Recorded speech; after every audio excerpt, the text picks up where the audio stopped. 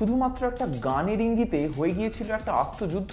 হ্যাঁ, সালটা 1971-এর আগুন ঝরার সময়। 14ই আগস্ট মধ্যরাতে পূর্ব পাকিস্তানের চট্টগ্রাম বন্দরের কাছাকাছি এক অজ্ঞাত জায়গায় একত্রিত হয়েছে প্রায় 300 জন মুক্তিযোদ্ধা। সবাই কেবলমাত্র একটি সিগন্যালের অপেক্ষায়। গ্রিন সিগন্যাল এলেই তারা 4টি দলে বিভক্ত হয়ে ঝাঁপিয়ে পড়বে নদীর জলে।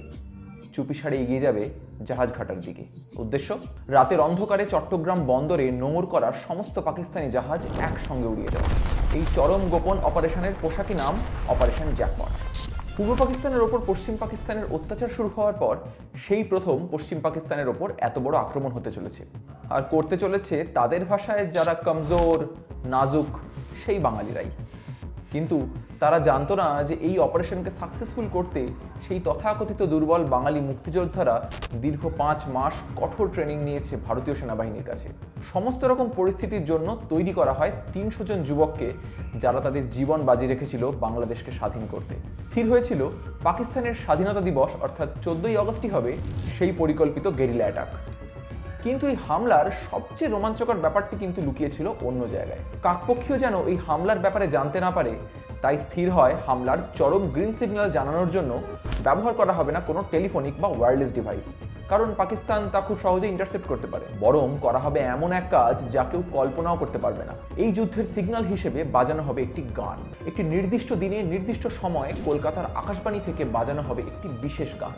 আর চরম গোপনীয়তা রক্ষার স্বার্থে এই গানের ডিটেলস দেওয়া হলো সেই মুক্তিযোদ্ধাদের টিমের শুধুমাত্র 4 জন কমান্ডারকে। কি ছিল সেই গান?